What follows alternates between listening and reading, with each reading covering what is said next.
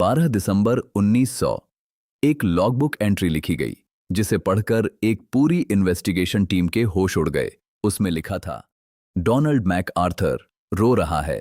एक ऐसा आदमी जो समंदर के सबसे खतरनाक तूफानों से लड़ चुका था, वो आज एक छोटे बच्चे की तरह डर गया था। और सबसे अजीब बात, जिस तूफान से वो तीनों डर रहे थे वो वहां था ही नहीं। और वहीं से ये कहानी एक साधारण घटना से एक भयानक सपने में बदल गई। ये कहानी है फ्लान आइल्स लाइट हाउस की। स्कॉटलैंड के पास समंदर के बीच एक वीरान और भयानक आइलैंड। स्थानीय लोग इस जगह को द सेवन हंटर्स कहते थे और कोई भी वहां रात गुजारने की हिम्मत नहीं करता था।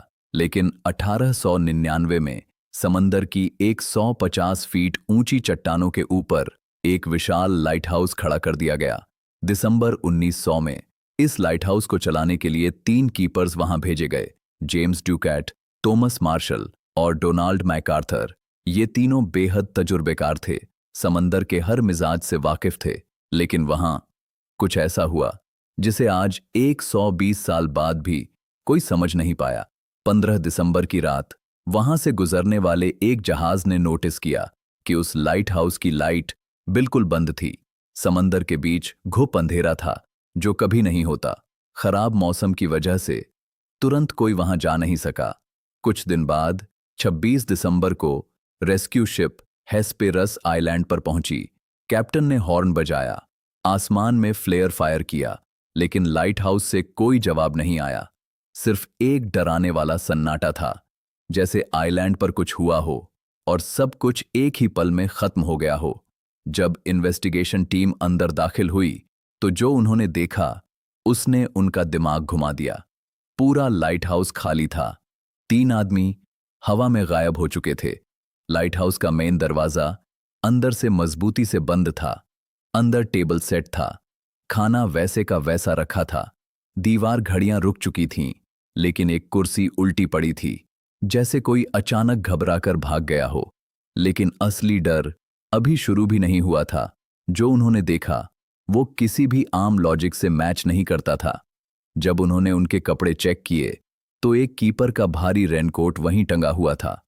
दिसंबर की उस जानलेवा ठंड में कोई बिना कोट के बाहर क्यों जाएगा? और नियमों के हिसाब से एक आदमी को लाइट हाउस के अंदर रहना ही होता था, तो फिर तीनों एक साथ बाहर क्यों गए? जवाब ढूंढने के लिए टीम ने उनकी लॉगबुक देखी और वहीं से ये केस और भी रहस्यमयी हो गया। 12 दिसंबर की एंट्री में लिखा था, सिवियर विंड्स, ऐसी हवा कभी नहीं देखी। जेम्स चुप था और डोनाल्ड मैकआर्थर रो रहा था। 13 दिसंबर, हम तीनों प्रार्थना कर रहे हैं। और फिर आखिरी एंट्री 15 दिसंबर, स्टॉर्म खत्म, समंदर शांत, गॉड इज ओवर ऑल। लेकिन रुकिए, मेनलैंड के रिकॉर्ड्स के मुताबिक 12 से 15 दिसंबर के बीच वहां कोई तूफान था ही नहीं। मौसम बिल्कुल साफ था।